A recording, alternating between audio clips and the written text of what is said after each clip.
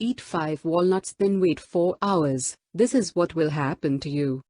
A recent scientific study has shown that consumption of only a handful of walnuts a day gives the consumer a possibility to protect themselves from heart disease.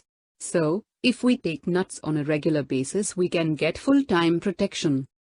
The study also confirmed that there is a huge improvement when it comes to cholesterol levels and blood vessel flexibility. This is great for the blood flow, and these results were confirmed only 4 hours after the participants in this study consumed the nuts or taken nut oil.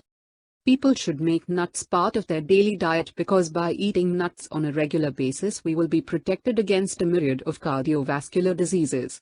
Namely, nuts affect the risk factors associated with cardiovascular disease.